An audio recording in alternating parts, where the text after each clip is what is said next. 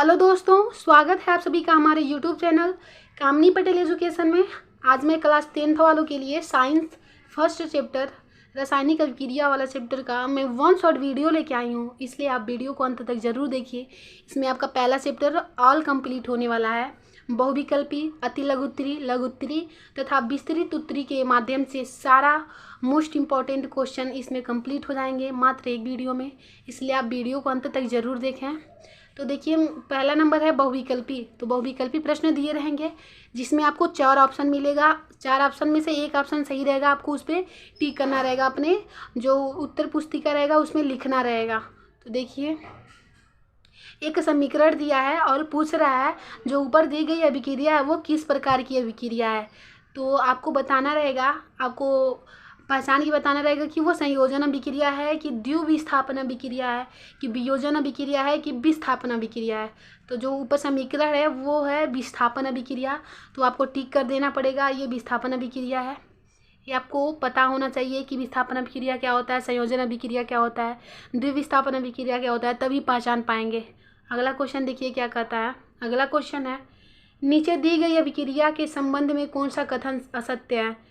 आपको आगे मैं बताऊंगी कि संयोजन अभिक्रिया किसे कहते हैं, द्विविस्थापन अभिक्रिया किसे कहते हैं, इसलिए आप वीडियो को लास्ट तक जरूर देखें, लास्ट तक ऐसे बने ही रहें। तो देखिए, दूसरा नंबर, नीचे दी गई अभिक्रिया के संबंध में कौन सा कथन असत्य है, असत्य पूछ रहा है। तो पहला ऑप्शन दिया है सीसा अपचयित हो रहा है। दूसरा नंबर, कार्बन डाइऑक्साइड उपचयित हो रहा है। तीसरा नंबर, कार्बन जो है अपचयित हो रहा है। डी जो है लेड ऑक्साइड अपचयित हो रहा है। इसमें जो होगा वो असत्य ये है, पहला और दूसरा दोनों असत्य है। सीसा अपचयित हो रहा है ये भी असत्य है, कार्बन डाइऑक्साइड उपचयित हो रहा है ये भी असत्य है। तो इसका करेक्ट आंसर हो जाएगा ए बी दोनों, पहला दूसरा दोनों, ये दोनों सही हो जाएगा। यहाँ 1 कर लीजिएगा, ऐसे 2 कर लीजिएगा रोमन अंक वाला, ये 3, तभी ना पता चलेगा आप लोग को, 1 और 2 दोनों। तो आगे देखते हैं अगला क्वेश्चन। क्वेश्चन कह रहा है कि 2FeCl3 plus 2H2O plus Y arrow का चिन्ह है 2FeCl2 plus H2SO4 plus 2HCl में रासायनिक अभिक्रिया में जो Y है वो क्या है, ये पूछ रहा है। तो Y की जगह क्या रहेगा, तो Y की जगह रहेगा SO2। तो आपको ये बताना है, ऐसे SO2 पे आप टिक कर देंगे, पहले उत्तर डालेंगे फिर SO2 लिखेंगे। ऐसे आपको ये आना चाहिए रिएक्शन, आपको ये लर्न करना पड़ेगा। तो देखिए, ये समीकरण जो आता है क्या होता है, जब उसमें भी ये आपका कंप्लीट हो जाएगा, कैसे प्राप्त करेंगे इस सब, अगर आपको वो आएगा तो आप पता लगा लेंगे कि यहाँ पे कौन सा क्या होना चाहिए। अगला देखिए, जो चौथा नंबर है, लौह चूर्ण पर तनु हाइड्रोक्लोरिक अम्ल डालने से क्या होता है, सही उत्तर पर निशान बनाइए।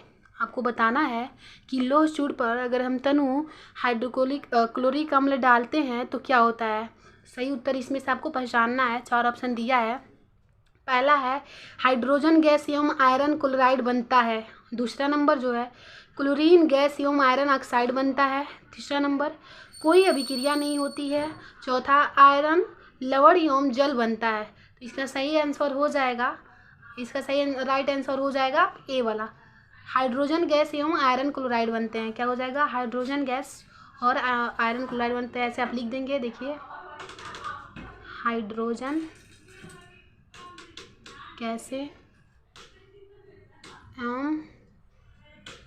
आयरन क्लोराइड बनता है, फिर ऐसे टिक कर देंगे। अगला क्वेश्चन देखिए, जो है वो अति लघुत्तरी प्रश्न है। अति लघुत्तरी प्रश्न में पहला क्वेश्चन है, संतुलित रासायनिक समीकरण किसे कहते हैं। आपको बताना है कि जो संतुलित रासायनिक समीकरण होता है वो किस प्रकार का होता है, कैसे होता है। तो देखिए, किसी रासायनिक अभिक्रिया में भाग लेने वाला अभिकारक तथा प्राप्त उत्पादों में उपस्थित विभिन्न तत्वों के प्रमाण की संख्या जो होती है वो समान होने चाहिए। समान होने पर समीकरण संतुलित रासायनिक समीकरण कहलाता है।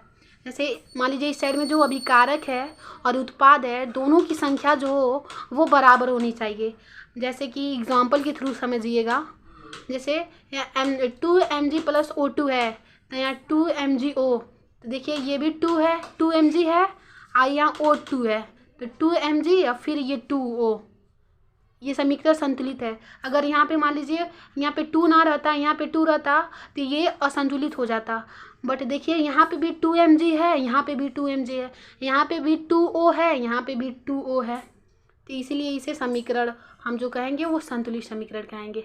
तो अगला क्वेश्चन देखते हैं। अगला समीकरण है, क्वेश्चन है, लोहे की वस्तुओं को हम पेंट क्यों करते हैं। आपको बताना है कि लोहे की वस्तु हम पेंट क्यों करते हैं। तो वो आंसर इसका देखिए, लोहे की वस्तु पर पेंट करने से उसकी जो अभिक्रिया होती है वायु की उपस्थिति व नमी व ऑक्सीजन में से नहीं हो पाती है। जब लोहे को हम पेंट कर देते हैं तो उस लोहे की अभिक्रिया जो होती है वो वायु या नमी के साथ नहीं हो पाती है, जिससे उस पर जंग लगने से बच जाता है और लोहे पे मतलब लोहे को जंग नहीं लगता है, वो बच जाता है जंग लगने से, इसीलिए लोहे को हम पेंट करते हैं।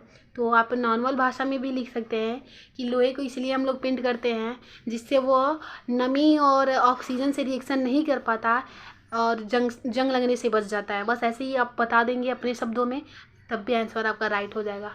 तो अगला क्वेश्चन देखिए, लघुत्तरी प्रश्न है। ये लघुत्तरी प्रश्न आपके 4 नंबर में आते हैं। क्या कह रहा है क्वेश्चन, पढ़िए देखिए।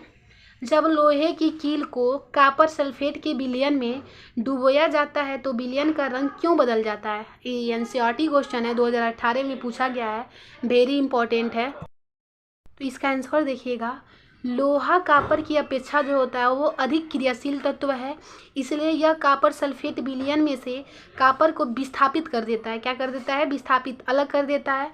अभिक्रिया का समीकरण निम्नवत है, जैसे देखिए एग्जाम्पल के थ्रू, जैसे Fe आयरन है और कॉपर सल्फेट CuSO4 है, तो देखिए इसे अलग कर दिया है FeSO4। ये देखिए कॉपर सल्फेट से Cu जो है वो बाहर कॉपर हो गया है, तो यही कह रहा है कि ये जो लोहा होता है वो कॉपर की अपेक्षा अधिक क्रियाशील तत्व होता है, इसलिए यह कॉपर सल्फेट को विलयन से कॉपर को विस्थापित कर देता है। देखिए यहाँ पे विस्थापित अलग कर दिया है, इससे SO4 से अलग कर दिया है, बस यही कह रहा है। तो देखिए आगे, अभिक्रिया के फलस्वरूप विस्थापित कॉपर लोहे की कील पर जम जाता है। जो ये कॉपर है ये लोहे की कील पर जम जाता है तथा आयरन सल्फेट का जो विलयन प्राप्त होता है जिसका रंग कॉपर सल्फेट के विलयन से हल्का हो जाता है। बस नॉर्मल से आंसर है, आप इसे लर्न कर लीजिएगा, वेरी इंपॉर्टेंट है, एनसीईआरटी बेस से है, 2018 में पूछा गया है। तो अगला क्वेश्चन देखते हैं। अगला क्वेश्चन है, ऊष्माक्षेपी एवं ऊष्माशोषी अभिक्रिया का अर्थ क्या होता है, उदाहरण देके समझाना है। तो देखिए ऊष्माक्षेपी अभिक्रिया क्या होता है, जिन रासायनिक अभिक्रिया में उत्पाद के निर्माण के साथ साथ जो ऊष्मा उत्पन्न होती है तो उन्हें हम ऊष्माक्षेपी अभिक्रिया कहते हैं। जब वो ऊष्मा निकलेगी तो उस पर ऊष्माक्षेपी कहेंगे। और ऊष्माशोषी अभिक्रिया किसे कहते हैं, जिसमें ऊष्मा की आवश्यकता होती है उसमें ऊष्माशोषी। ऐसे ही पता चल जा रहा है कि ऊष्माशोषी मतलब सोखने का काम, तो ऊष्मा की आवश्यकता होगी। ऊष्माक्षेपी मतलब बाहर निकलना, तो ऊष्मा इसमें से निकलेगा। तो ऊष्माक्षेपी का मतलब जिसमें ऊष्मा निकलता है वो ऊष्माक्षेपी होता है। ऊष्माशोषी मतलब जिस अभिक्रिया में ऊष्मा की आवश्यकता होती है उसमें उसे ऊष्माशोषी अभिक्रिया कहते हैं। एग्जाम्पल थ्रू समझिएगा। देखिए यहाँ ऊष्मा जो है वो बाहर निकल रही है, यहाँ पे ऊष्मा जो है बाहर निकल रही है। ऊष्माशोषी में ऊष्मा की आवश्यकता है, यहाँ पे ऊष्मा की आवश्यकता है। अगला क्वेश्चन जो है वो है, रेडॉक्स अभिक्रिया किसे कहते हैं, उदाहरण देके आपको स्पष्ट करना है। ये 2019 और 20 में पूछा गया क्वेश्चन है, वेरी इंपॉर्टेंट है, इसलिए इसे याद कर लीजिएगा। तो देखिए, वह रासायनिक अभिक्रिया जिसमें एक अभिकारक का ऑक्सीकरण तथा दूसरे अभिकारक का अपचयन होता है रेडॉक्स अभिक्रिया कहलाता है, या उपचयन अपचयन अभिक्रिया कहलाता है। आप ऐसे भी बता सकते हैं, ऐसी अभिक्रिया जिसमें ऑक्सीकरण तथा अभिकारक का अपचयन और उपचयन दोनों होता है। ऐसी अभिक्रिया जिसमें उपचयन और अपचयन दोनों होता है उसे हम रेडॉक्स अभिक्रिया कहते हैं। ऐसे सिंपल लैंग्वेज का भी प्रयोग कर सकते हैं आप। देखिए आप एग्जाम्पल की तरह आप समझा सकते हैं। एग्जाम्पल से CEO है, CuO प्लस H2 है, एरो का चिन्ह Cu प्लस H2O। तो देखिए यहाँ पे जो हो रहा है वो अपचयन हो रहा है। यहाँ पे O जो है इससे ऑक्सीजन की ह्रास हुई है ना, CuO से ऑक्सीजन यहाँ गायब हो गया है तो ऑक्सीजन की क्या हुई है, ह्रास हुई है, तो इसलिए ये अपचयन अभिक्रिया है। इसमें क्या हुआ, ऑक्सीजन इससे जुड़ा है, H2 से ऑक्सीजन जुड़ा है, जुड़ के H2O बना है, तो इसमें क्या हो रहा है, ऑक्सीकरण हो रहा है। जैसे ऑक्सीकरण कब होता है, जब ऑक्सीजन प्राप्त होती है तो ऑक्सीकरण होता है। अब जब ऑक्सीजन की कमी होती है तो अपचयन होता है। तो अगला क्वेश्चन देखते हैं। अगला क्वेश्चन है विस्तृत प्रश्न, जो है वो 7 नंबर वाले क्वेश्चन है, वेरी इंपॉर्टेंट है। तो प्लीज़ इस क्वेश्चन को देख लीजिएगा अंत तक। देखिए, रासायनिक अभिक्रिया किसे कहते हैं, यह कितने प्रकार की होती है, प्रत्येक को उदाहरण दे के समझाना है। तो आइए देखिए, रासायनिक अभिक्रिया होती क्या है। जब एक या एक से अधिक पदार्थ परस्पर अभिक्रिया करके नए पदार्थ का निर्माण करते हैं तो उसे हम रासायनिक अभिक्रिया कहते हैं। जैसे मैग्नीशियम है, जब हाइड्रोक्लोरिक अम्ल से क्रिया करता है तो क्या बनाता है, मैग्नीशियम क्लोराइड व हाइड्रोजन गैस बनती है। इस अभिक्रिया को हम निम्नलिखित समीकरण द्वारा प्राप्त दर्शाते हैं। देखिए समीकरण, Mg मैग्नीशियम है, हाइड्रोक्लोरिक अम्ल है HCl। जब ये इससे क्रिया करता है, मैग्नीशियम हाइड्रोक्लोरिक अम्ल से क्रिया करता है तो मैग्नीशियम क्लोराइड बनाता है। देखिए यहाँ पे क्लोराइड छूट गया है, यहाँ पे लिख लीजिएगा। और फिर हाइड्रोजन गैस जो होता है वो बाहर निकलता है। ये इस तीर से पता चलता है कि गैस जो है वो बाहर निकल रही है, बाहर की साइड है। तो ये अभिकारक होता है, ये उत्पाद होता है। तो रासायनिक अभिक्रिया निम्नलिखित प्रकार के होते हैं। तो आगे देखिए क्या होता है रासायनिक अभिक्रिया, वो संयोजन अभिक्रिया होता है, दूसरा वियोजन होता है। फिर वियोजन में भी 2 पार्ट होते हैं, उष्मीय और एक होता है, आपको दिखा रहे हैं, विद्युत वियोजन। तो आपको एक एक करके हम पढ़ाएंगे, तो वीडियो को अंत तक जरूर देखें। पहला है संयोजन अभिक्रिया, जिसे हम संकलन अभिक्रिया भी कहते हैं। तो देखिए संयोजन अभिक्रिया होता क्या है। संयोजन अभिक्रिया वह रासायनिक अभिक्रिया होती है जिसमें 2 या 2 से अधिक प्रकार के पदार्थ के अणु परस्पर जुड़कर एक ही प्रकार के पदार्थ अणु बनाते हैं, उसे हम संयोजन अभिक्रिया कहते हैं। जैसे देखिए सोडियम और जो क्लोरीन है, ये मिलकर आपस में सोडियम क्लोराइड बनाते हैं। क्या बनाते हैं, सोडियम क्लोराइड। देखिए आपको समीकरण जब आप देंगे तो आपको समीकरण संतुलित भी करना पड़ेगा। जैसे यहाँ पे 2Na है तो यहाँ पे 2Na होना ज़रूरी है, यहाँ पे 2Cl है तो यहाँ पे 2Cl होना ज़रूरी है। तो देखिए समीकरण ये संतुलित है, क्योंकि इससे आपको आपके नंबर पे प्रभाव पड़ता है। अगर आप संतुलित समीकरण नहीं लिखते हैं तो इससे आपके नंबर कट भी जाते हैं। तो अगला देखिए, जो दूसरा नंबर है दूसरा समीकरण है वो वियोजन अभिक्रिया है, दूसरा अभिक्रिया। तो वियोजन अभिक्रिया किसे कहते हैं तो समझिएगा, वियोजन अभिक्रिया वह रासायनिक अभिक्रिया होती है जिसमें कोई यौगिक अपने अवयवी तत्वों अथवा छोटे छोटे सरल यौगिक में वियोजित हो जाते हैं, मतलब बट जाते हैं। कोई मान लीजिए कोई तत्व है, यौगिक है, वो जैसे NaCl ही है, NaCl को ही लीजिए, ये क्या होता है, टूट जाता है। 2 अवयवी तत्वों में अलग अलग टूट जाता है, एक सोडियम में एक क्लोरीन में। तो उसे हम वियोजन में अलग, देखिए वियोजन वैसे ही पता चल जा रहा है कि वियोजित हो जा रहा है, अलग अलग हो जा रहा है। तो वियोजन अभिक्रिया 2 प्रकार की होती हैं। पहला होती है ऊष्मीय वियोजन तथा दूसरा विद्युत वियोजन। ऊष्मीय वियोजन होती है वो देखिए क्या होती है, जब किसी पदार्थ के वियोजन की अभिक्रिया ऊष्मा देने पर होती है तो उसे हम ऊष्मीय वियोजन कहते हैं। ऊष्मा देने पर अगर वो अभिक्रिया हो रही है तब उसे हम ऊष्मीय वियोजन कहेंगे। देखिए ये जो समीकरण है इसमें ऊष्मा की आवश्यकता पड़ रही है, इसीलिए हम इसे ऊष्मा वियोजन करते हैं।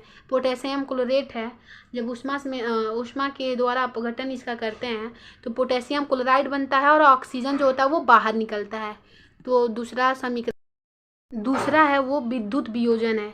तो देखिए जिस रासायनिक अभिक्रिया में यौगिक को अलग करने में, मतलब गलित अवस्था करने में क्या हो, विद्युत की आवश्यकता हो, ऐसे नॉर्मल से बता सकते हैं आप कि ऐसी अभिक्रिया जिसमें विद्युत की आवश्यकता पड़ती है उसे हम विद्युत वियोजन कहते हैं। मतलब जिस अभिक्रिया को करने के लिए हमें विद्युत की आवश्यकता हो वही विद्युत वियोजन अभिक्रिया कहलाती है। देख लीजिए, जिस रासायनिक अभिक्रिया में यौगिक गलित अवस्था में या जलीय विलयन में विद्युत प्रवाहित करने पर ही वियोजित होता है उसे हम विद्युत वियोजन अभिक्रिया रिएक्शन दिखा देंगे। जो सोडियम क्लोराइड है इसे विद्युत वियोजित करते हैं, मतलब विद्युत वियोजन में गलित अवस्था में करते हैं तो सोडियम और क्लोरीन प्राप्त होता है, ऐसे आप दिखा देंगे। जो अगला रिएक्शन है वो विस्थापन अभिक्रिया या प्रतिस्थापन अभिक्रिया है। तो देखिए विस्थापन अभिक्रिया होता क्या है, विस्थापन अभिक्रिया वो रासायनिक अभिक्रिया है जिसमें किसी यौगिक के जो अणु होते हैं किसी एक परमाणु अथवा समूह के स्थान पर क्या होते हैं, दूसरा कोई परमाणु आके जुड़ जाता है, वहाँ पे समूह आ जाता है। जैसे कि मान लीजिए एग्जाम्पल के थ्रू समझिए, जैसे यहाँ CuSO4 है, तो यहाँ पे Cu जो है वो हट गया है, Fe आके जुड़ गया है। देखिए यहाँ FeSO4, यहाँ CuSO4 था, यहाँ FeSO4 हो गया, तो Cu के स्थान पे Fe आ गया है, Cu जो है वो अलग चला गया है। तो इसे ही हम प्रतिस्थापन अभिक्रिया कहते हैं। अगला देखते हैं। अगला क्वेश्चन जो है वो है द्विविस्थापन अभिक्रिया या उभय प्रतिस्थापन अभिक्रिया किसे कहते हैं। तो देखिए, जिस रासायनिक अभिक्रिया में यौगिक के आयनों अथवा घटकों की अदला बदली हो जाती है तथा नए यौगिक बनते हैं, तो वह जो होती है वो द्विविस्थापन अभिक्रिया या उभय प्रतिस्थापन अभिक्रिया कहलाती है। देखिए, इसमें यौगिक का क्या होगा, अदला बदला, यौगिक के जो आयन होंगे ना वो अदला बदला करेंगे। मतलब इसमें मान लीजिए यहाँ प्लस है या माइनस है, ऐसे वो आपस में अदला बदला हो जाएंगे। जैसे एग्जांपल के थ्रू समझिए, जब बेरियम क्लोराइड के विलयन में सोडियम सल्फेट का विलयन मिलाते हैं तो बेरियम सल्फेट व सोडियम क्लोराइड बन जाता है। जैसे कॉपर सल्फेट है, कॉपर सल्फेट, बेरियम सल्फेट नहीं है, बेरियम सल्फेट रहेगा, कॉपर नहीं रहेगा, बेरियम सल्फेट या बेरियम लिख लीजिएगा।